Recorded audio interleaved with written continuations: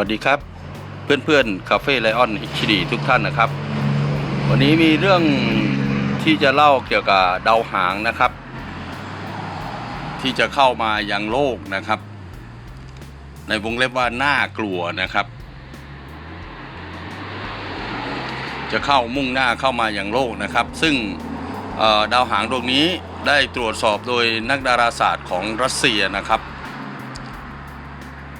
ชื่อเคนนาดีโบริซอฟนะครับใช้กล้องโทรทัศน์ของเขาที่เขาผลิตขึ้นเองนะครับขนาดเส้นผ่าศูนย์กลาง 0.69 มิลเมตรนะครับ 0.69 เมตรนะครับของเขาเองนะครับโดยตั้งชื่อดาวหางดวงนี้นะครับว่า2ไอโบริซอฟนะครับซึ่งเป็นนามสกุลของเขานะครับซึ่งเป็นดาวหางที่ตรวจพบดวงที่2นะครับของประวัติศาสตร์โลกเลยก็ว่าได้นะครับ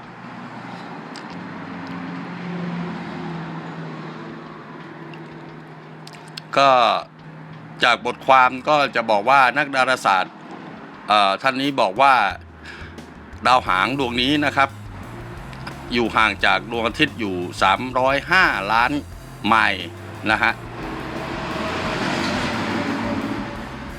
แล้วก็จะมุ่งมาอย่างโลกนะครับเข้าสู่ระบบสุริยะของเรานี่ถ้ามายังโลกนี่อยู่ประมาณต้นเดือนธันวานี้นะครับที่จะถึงนี้นะครับแล้วก็ออกจากเส้นสุริยะระบบสุริยะของเราในปลายเดือนธันวานะฮะซึ่งขนาดเส้นผ่าศูนย์กลางเส้นระยะความยาวของจากหัวไปถึงหางนะครับอยู่ที่ 160,000 ไมล์นะฮะ 160,000 กิโลเมตรนะครับ 160,000 กิโลเมตรซึ่งเท่ากับเส้นผ่าศูนย์กลางของโลก12เท่าเลยนะครับ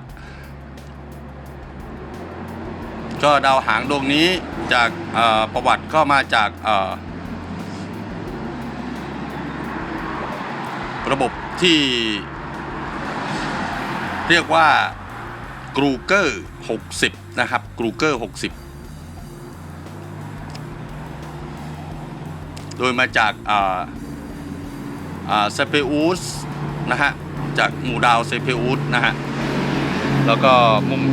ถือว่าโดนดีดออกมาจากอินเตอร่านะครับอยู่ใน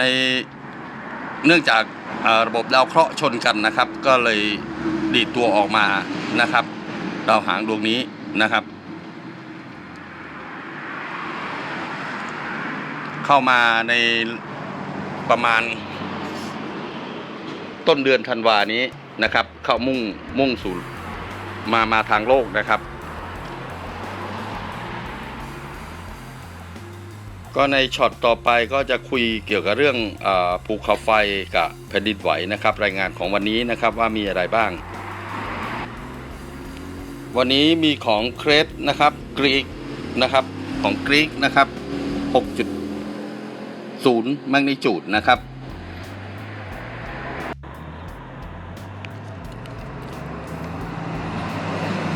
ก็ต่อมาด้วยนะครับต่อมาระดับ5แมกนิจูดขึ้นมีอยู่9จุดด้วยกันนะครับมี 5.5 5.0 5.3 5.3 5.4 5.0 นะครับก็แล้วแต่พื้นที่ดูตามนี้นะครับมีนิวซีแลนด์มีตัวเก่าก็คืออัลเบเนียนะครับอยู่ใน9จุดด้วยกันนะครับโดยระดับ 6.0 ก็มาร่วมอยู่ด้วยก็ครีกของกรีกนะครับ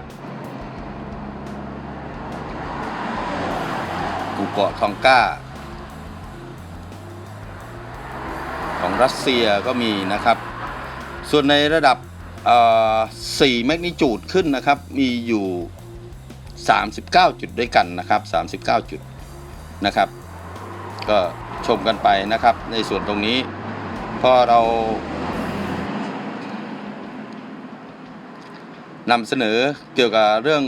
รายงานเกี่ยวกับแผ่นดินไหวภูเขาไฟปะทุภัยพิบัติต่างๆที่เกิดขึ้นบนโลกใบนี้นะครับ ว่าเกิดขึ้นที่ไหนบ้างนะครับในส่วนท้ายผมว่าจะคุยเกี่ยวกับเรื่องพายุใต้ฝุ่นที่จะเข้าฟิลิปปินส์นะครับเดี๋ยวเราค่อยมาชมกันในช่วงท้ายอีกทีหนึ่งนะครับว่าเป็นแบบไหนนะครับก็อาจจะยาวนิดหนึ่งนะครับระดับ39ครั้งนะครับระดับ4 M4 บวกนะครับ4แมกนิจูดขึ้นนะครับชมกันไปเดี๋ยวเรามารายงานระดับ3นะครับระดับ3ว่าทั้งหมดมีกี่ส่วนนะครับซึ่งจะยาวมีเนปาลอัลเบเนีย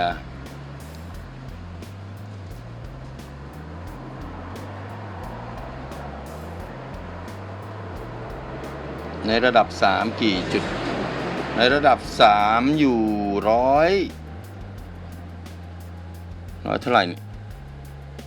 133ครั้งนะครับ133ครั้งนะครับในระดับ3ของวันนี้นะครับที่ผมรายงานอยู่นะครับ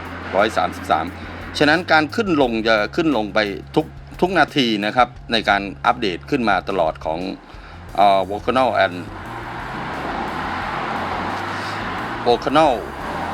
นะครับ of the world นะครับของแผนภูมินะครับตรงนี้ก็จะเป็นเรื่องของภูเขาไฟปะทุนะครับมีอยู่9ลูกด้วยกันนะครับของวันนี้นะครับก็ชมกันไปจุดแดงๆก็คือกำลังปะทุอยู่นะฮะเดี๋ยวเราค่อยไปดูเกี่ยวกับเรื่องลมครับผมต่อด้วยเรื่องลมนะครับลมหรือพายุใต้ฝุ่นนะครับกามูรินะครับที่จะเข้าฝั่งของฟิลิปปินส์นะครับจากรายงานมาก็อยู่ที่กวมนะครับกวมของรูปภาพก่อนหน้านี้นะครับก่อนบทความก่อนหน้านี้ที่ผมเอาให้ดูนะครับที่กวมนะครับตอนนี้กำลังเคลื่อนตัวเข้าฝั่งฟิลิปปินส์นะครับก็เป็นพายุใต้ฝุ่นแล้วครับตอนนี้ก็ดูลักษณะการหมุนของลมเขานะครับตรงบริเวณทิศทางสีชมพูนี้นะครับออกแดงๆนะครับออกม่วงแดงก็ประมาณนี้นะครับทิศทางลมที่กำลังหมุนอยู่นะครับเป็นพายุใต้ฝุ่นนะครับคาดว่าน่าจะเข้าทางฟิลิปปินส์เสร็จแล้วก็มุ่งหน้าทะเลจีนใต้นะครับเสร็จแล้วก็จะมุ่งหน้ามาฝั่งเวียดนามหรืออ่าวไทยของเราก็ต้องรอดูอีกกันต่อไปนะครับว่าถ้าเข้าฝั่งฟิลิปปินส์เสร็จแล้วก็จะกลายเป็นพายุโซนร้อนหรือ depression หรือเปล่านะครับต้องดูกันไปหรือจะเพิ่มกำลังขึ้นแล้วแต่นะครับต้องเราจะชมกันไปนะครับในช่วงนี้นะครับส่วนประเทศไทยก็น่าจะอยู่ฝั่งภาคใต้นะครับก็จะเข้าฝั่งเวียดนามก่อนนะครับกัมพูชาเวียดนามกัมพูชานะฮะก็ให้ชมของวินดี้นะครับเป็นเพจของวินดี้นะครับที่เราโหลดมาให้ท่านชมนะครับว่าทิศทางการหมุนของลมพายุเป็นยังไงบ้างนะครับของชื่อว่าคามูรินะครับพายุลูกนี้นะครับคามูรินะครับเราก็ดูทิศทางลมของเขานะครับก็ท่านใดที่อยากทราบนะครับเกี่ยวกับพายุต่างๆก็ชมกับของวินดี้ได้นะครับส่วนนี้ก็เป็นภูเขาฟูจินะครับของญี่ปุ่นนะครับอันนี้ส่วนนี้ก็จะเป็นของฮาวายนะครับเกาะฮาวาย